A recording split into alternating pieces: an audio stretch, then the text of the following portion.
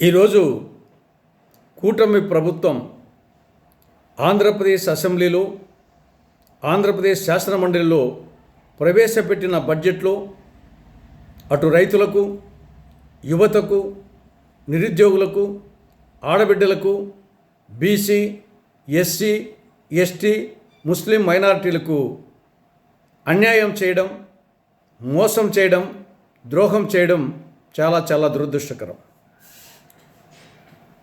మంది వ్యవసాయ ప్రధానమైన రాష్ట్రం. దాదాపు 60 నుంచి 70% ప్రజలు ప్రత్యక్షంగానో పరోక్షంగానో వ్యవసాయంపై ఆధారపడి జీవిస్తారు. అటువంటి వ్యవసాయ రంగాన్ని ఈ బడ్జెట్లో పూర్తిగా నిర్లక్ష్యం చేయడం జరిగింది.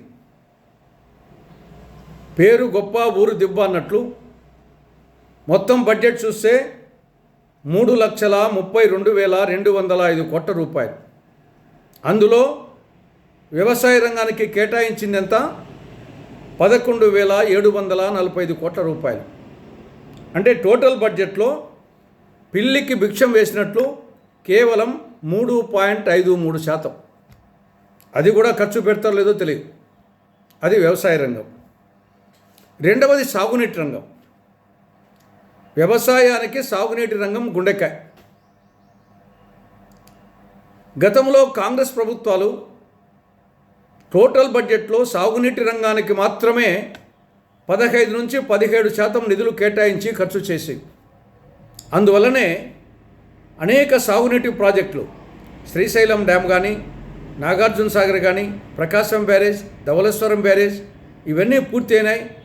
తెలుగంగ, గాలేరు నగిరి, హంద్రేనివా, వెలుగొండ, పులిచింతల ఈ మేజర్ ప్రాజెక్ట్స్ అన్నీ సింహభాగం పూర్తయినాయి కాంగ్రెస్ హయాంలో నిధులు కేటాయించినందువలన. కానీ ఇప్పుడేమైంది? టోటల్ బడ్జెట్ ఏమో 3,32,205 కోట్ల రూపాయలు అయితే సాగునీటి రంగానికి కేటాయించింది 9,906 కోట్లు. అంటే టోటల్ బడ్జెట్లో 2.98%. కాంగ్రెస్ ప్రభుత్వాలేమో 15% కేటాయిస్తే వీళ్ళు కేటాయించింది 2.98%. అది సాగునీటి రంగం. ఇక మూడవది నిరుద్యోగ భృతి. సూపర్ 6 హామీలలో ప్రధానమైన హామీ నిరుద్యోగ భృతి. కూటమి అధికారంలోకి వస్తే ప్రతి నిరుద్యోగికి నెలకు 3,000 రూపాయల చొప్పున ఏడాదికి 36,000 రూపాయలు ఇస్తాము. ఆ విధంగా 20 లక్షల మంది నిరుద్యోగులు ఉన్నారు రాష్ట్రంలో. కాబట్టి ఏడాదికి 7,200 కోట్ల రూపాయలు నిరుద్యోగ భృతి కింద ఇస్తామని చెప్పడం జరిగింది. 2024-25లో పైసా ఇవ్వలే, 2025-26లో పైసా ఇవ్వలే. కనీసం ఈ సంవత్సరమైనా పెడతారేమనుకుంటే అసలు పైసా కూడా కేటాయించలే. 7,200 కోట్లు కేటాయించింటే ఒక్క పైసా కూడా కేటాయించలేదు. కాబట్టి నిరుద్యోగ యువతను నమ్మించి మోసగించింది కూటమి ప్రభుత్వం. ఇక ఓవరాల్గా యువత బడ్జెట్ కేవలము 438 కోట్లు. మొత్తము యువజన క్రీడల శాఖకు కేటాయించింది 438 కోట్ల రూపాయలు. టోటల్ బడ్జెట్ ఎంత? 3,32,500 కోట్ల రూపాయలు, 205 కోట్ల రూపాయలు. 3,32,205 కోట్ల రూపాయలు. అందులో కేటాయించింది 435 కోట్ల రూపాయలు. అంటే 0.13%. మొత్తం రాష్ట్ర జనాభాలో యువత 25% ఉంటుంది. కానీ వాళ్ళకి కేటాయించిన అమౌంట్ 0.13%. ఇది యువతకు సంబంధించి. మిగతా ఆడబిడ్డ అనేది ఇది సూపర్ 6 హామీల్లో ప్రధానమైన హామీ.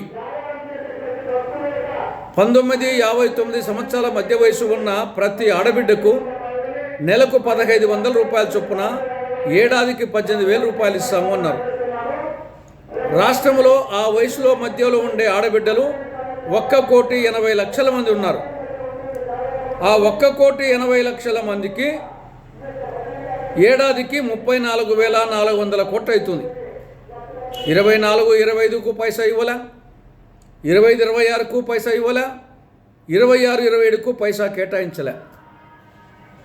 ఆడబిడ్డకు నమ్మించి మోసగించడం అంటే ఇంతకంటే దారుణం మరొకటి ఉండదు.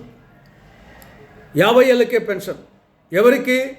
బీసీ, ఎస్సీ, ఎస్టీ ముస్లిం మైనార్టీలకు 50 ఏళ్ళకే పెన్షన్ ఇస్తామని సూపర్ 6 హామీలు చెప్పడం జరిగింది. నెలకెంత 4,000 రూపాయలు, ఏడాదికంతా 48,000 రూపాయలు. ఎంతమంది ఉన్నారు? 17 లక్షల మంది ఉన్నారు. అంటే ఏడాదికి 8,160 కోట్ల రూపాయలు ఇవ్వాలి.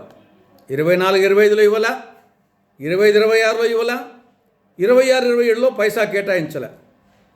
కాబట్టి ఎస్సీలను, ఎస్టీలను, బీసీలను, ముస్లిం మైనారిటీలను నమ్మించి మోసగించింది చంద్రబాబు నేతృత్వంలోని కూటమి ప్రభుత్వం.